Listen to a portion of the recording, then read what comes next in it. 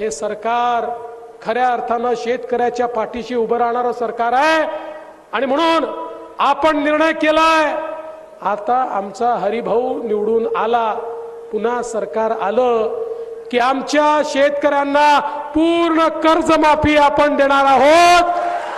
शेतकऱ्यांचा 7-12 करूया कोरा कोरा कोरा कोरा 7-12 शेतकऱ्यांचा करण्याचा निर्णय आपल्या सरकारने घेतलेला आहे।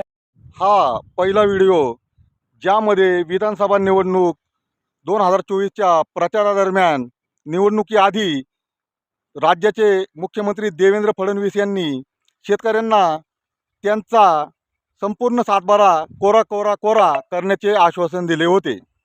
अनाऊन्स करायला काय लागतं? आपल्या बापाचं काय जातं अनाऊन्स करायला? असं आहे,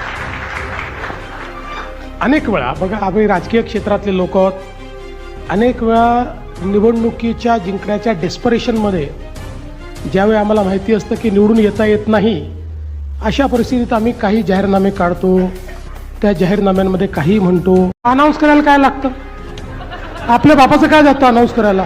या व्हिडिओमध्ये माननीय मुख्यमंत्री देवेंद्र फडणवीस साहेब असे म्हणत आहेत की निवडणुका जिंकण्यासाठी आम्हाला काही गोष्टी जाहीर कराव्या लागतात, काही घोषणा कराव्या लागतात, काही अनाऊन्स करावे लागते। आपल्या बापाचं काय जातं आहे अनाऊन्स करायला?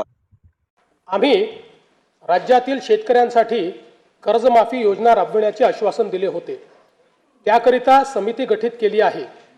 राज्यातील 30 सप्टेंबर 2025 रोजी पीक कर्ज थकीत असणाऱ्या पात्र शेतकऱ्यांना 2 लाख रुपयापर्यंत कर्जमाफी देणारी पुण्यश्लोक अहिल्यादेवी होळकर शेतकरी कर्जमाफी योजना मी आज जाहीर करीत आहे।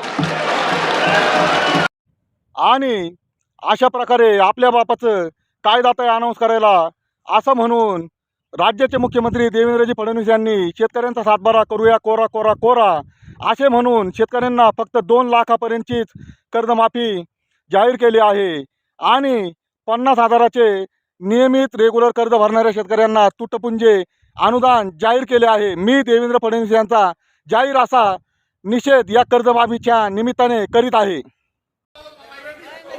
एक मिनिट अध्यक्ष महोदय, बरोबर नाही आहे हे, बरोबर नाही अध्यक्ष महोदय, हे काय आहे?